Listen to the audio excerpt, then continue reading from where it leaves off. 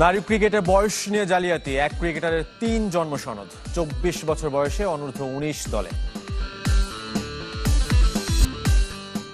৩ অধিনায়ক তত্ত্ব থেকে সরে আসছে বাংলাদেশ, কালই ওয়ানডে নেতৃত্ব হারাতে পারেন মেহেদী মিরাজ।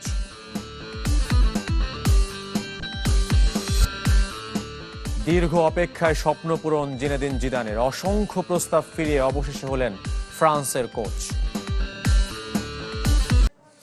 এক ক্রিকেটারের ৩ জন্ম সনদ, আর বয়সভিত্তিক দলে খেলার জন্য বারবার বদলেছেন। বয়স ২৪ হলেও জায়গা পেয়েছেন অনূর্ধ্ব ১৯ দলে। শুধু একজন নয়, অনূর্ধ্ব ১৯ নারী দলের ক্যাম্পে থাকা ৩১ জনের মধ্যে অন্তত ৮ জন ক্রিকেটারের বয়স চুরির প্রমাণ এসেছে চ্যানেল 24-এর হাতে। পারফর্ম না করেও আর্থিক সুবিধা নিয়ে স্কোয়াডে জায়গা করে দেবার অভিযোগ আছে নারী উইংয়ের সিনিয়র এক্সিকিউটিভ আব্দুল মজিদের বিরুদ্ধে। আশিক রুদ্র রিপোর্ট। জুই তালুকদার বিসিবির খেলোয়াড় রেজিস্ট্রেশন ফর্মে জন্ম তারিখ ১০ নভেম্বর ২০০২, জন্ম সনদেও একই তারিখ। তবে ২০২১ সালে অনূর্ধ্ব ১৮ বিভাগীয় নারী টি-20 টুর্নামেন্টে বিসিবির ফর্মে বদলে গেল জন্ম তারিখ। বয়স ২ বছর কমিয়ে জন্মসাল দেখানো হয়েছে ২০০৪, বদলে যায় জন্ম সনদও। পরের গল্পটা আরও ভয়াবহ। ৮ ফেব্রুয়ারি ২০২৬ বাংলাদেশ ক্রীড়া শিক্ষা প্রতিষ্ঠানে চিঠি পাঠায় বিসিবি। অনূর্ধ্ব ১৮ জোনাল নারী দল গঠনের লক্ষ্যে বিভাগীয় সিলেকশন ক্যাম্পে ক্রিকেটার ছাড়তে অনুরোধ করা হয়।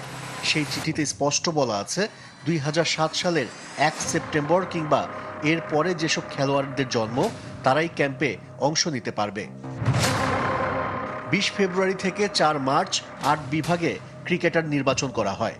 মূলত আগামী বছরের অনূর্ধ্ব ১৯ নারী টি-20 বিশ্বকাপের দল গঠনের জন্য বিসিবির এমন উদ্যোগ। বাছাই ক্যাম্পে সিলেট বিভাগ থেকে জায়গা পেয়েছেন সেই জুই তালুকদার। তার নতুন জন্ম সনদ অনুযায়ী বয়স এখন ২২, আর প্রথম জন্ম সনদ অনুযায়ী ২৪। জুই ঢাকার ইন্দিরা রোড ক্রিকেট একাডেমির ক্রিকেটার, যে ক্লাবের কাউন্সিলর বিসিবির women's wing chairman Rafiqul Islam বাবু। ২৪ বছর বয়সী একজন ক্রিকেটার কিভাবে জায়গা পেলেন অনূর্ধ্ব ১৯ দলে? আমি এই ধরনের অভিযোগ এই প্রথম শুনলাম, তবে এটা উচিত নয়। আমাদের এই বয়সের বিষয়টা গুরুত্ব সহকারে দেখতে হবে, কারণ আমি যদি বেশি বয়সের মেয়েদের আন্ডার 19-এ খেলিয়ে কোনো সফলতা পাই, সেটার ভিতরে কিন্তু ওই রকম ক্রেডিট আমরা নিতে পারবো না। জুই তালুকদার একমাত্র ক্রিকেটার নয়, খাদিজা খাতুনের বয়সও বিসিবির মাপকাঠির চেয়ে বেশি। জন্ম সনদ ও স্কুলের প্রশংসাপত্র অনুযায়ী তার বয়স ২০ বছর, সুবর্ণ কর্মকারের বয়স ২১, জন্ম ২০০৫ সালে। ৩১ ক্রিকেটারের তালিকার অন্তত ৮ জনের বয়স চুরির প্রমাণ এসেছে চ্যানেল 24-এর হাতে। মজার বিষয় হলো এই নামগুলো বিসিবির ওভারএজ খেলোয়াড় তালিকায়ও আছে। উইমেন্স উইংয়ের কর্মকর্তা আব্দুল মজিদের বিরুদ্ধে আর্থিক সুবিধা নিয়ে বেশি বয়সী ক্রিকেটারদের জায়গা করে দেওয়ার অভিযোগ উঠেছে। এই জিনিসটা আমি অবশ্যই খতিয়ে দেখব, এবং আমাদের যারা নির্বাচক আছে, যারা টেকনিক্যাল কমিটিতে আছে, সবাইকে আমি এটা অবহিত করব এবং আমি যথাযথ ব্যবস্থা নেব। অনূর্ধ্ব ১৯ নারী দলে বয়স চুরির ঘটনা তদন্ত করে ব্যবস্থা নেবে কি বিসিবি? এদিকে কাল ক্রিকেট বোর্ডের গুরুত্বপূর্ণ সভা। মেহেদী হাসান মিরাজকে সরিয়ে লিটন দাসকে ওয়ানডে অধিনায়ক করার সিদ্ধান্ত হতে পারে। বিপিএল ক্রিকেটারদের ইনজুরি ম্যানেজমেন্টে মেডিকেল বিভাগের ভুল, ভারতের বাংলাদেশ সফর সব বেশ কিছু এজেন্ডা থাকছে। দুপুর ৩টায় শুরু হওয়ার কথা বোর্ড মিটিং। ইনজুরি নিয়ে ধোঁয়াশা, মেডিকেল বিভাগের ভুল, সব মিলে আলোচনায় লিটন দাস। অস্ট্রেলিয়ার বিপক্ষে টি-20 সিরিজের পর জিম্বাবুয়ে সফরে গিয়েও না খেলে ফিরেছেন লিটন। অজিদের বিপক্ষে ডারউইন টেস্টও মিস করবেন। নতুন করে লাইমলাইটে ক্যাপ্টেন্সির চর্চায়। টি-20-র পাশাপাশি ওয়ানডেতেও নেতৃত্ব পাচ্ছেন লিটন। মেহেদী মিরাজকে সরিয়ে তাকে দায়িত্ব দেওয়ার সম্ভাবনা জোরালো। ক্রিকেট বোর্ডের বুধবারের সভা থেকে আসবে চূড়ান্ত সিদ্ধান্ত। কোচিং স্টাফেও আসতে যাচ্ছে পরিবর্তন। ব্যাটিং কোচ মোহাম্মদ আশরাফুল ও পেস বোলিং কোচ তালহা জুবাইরের ভাগ্য নির্ধারণ হতে পারে। বিদেশি কোচ নিয়োগের চেষ্টা করছে বোর্ড। এই বছর বিপিএল হবে কি হবে না, হলে কিভাবে হবে, এজেন্ডায় থাকছে সে আলোচনাও। ভারতের বাংলাদেশ সফরও অতি গুরুত্বপূর্ণ। দুই ক্রিকেট বোর্ড ইতিবাচক হলেও সরকারের দিক থেকে কতটুকু অগ্রগতি, সভায় পর্যালোচনা হবে। ক্রিকেটারদের ইনজুরি ম্যানেজমেন্ট নিয়ে প্রশ্নের মুখে মেডিকেল বিভাগ। এনসিএল টি-20-র নাম পরিবর্তন, গ্রাউন্ডস ফ্যাসিলিটিস সহ বেশ কিছু গুরুত্বপূর্ণ এজেন্ডা থাকছে বোর্ড সভায়। এর পাশাপাশি বাংলাদেশ দলের আসন্ন অস্ট্রেলিয়া সফর সহ নিয়মিত সব ইস্যু তো থাকছেই। অস্ট্রেলিয়া সিরিজ সামনে রেখে এদিনও মিরপুরে অনুশীলন করেছে বাংলাদেশ দল। হোম অফ ক্রিকেটের মূল পিচে অনুশীলন করেছেন ক্রিকেটাররা। মুস্তাফিজুর রহমান, হাসান মাহমুদ, মুশফিক হাসানদের পেস সামলেছেন সাদমান, জাকের আলীরা। এরপর বোলিং মেশিনেও হয়েছে বাড়তি অনুশীলন। ব্যাটিং বোলিং এর পাশাপাশি ফিল্ডিংয়েও নিজেদের ঝালিয়ে নিয়েছেন মুমিনুলরা। এদিন মাঠে উপস্থিত ছিলেন ইনজুরিতে সিরিজ থেকে ছিটকে যাওয়া লিটন দাস। 31 জুলাই অস্ট্রেলিয়ার উদ্দেশ্যে রওনা দেবে বাংলাদেশ। এর আগে আরও 2 দিন অনুশীলন করবে নাজমুল শান্তরা।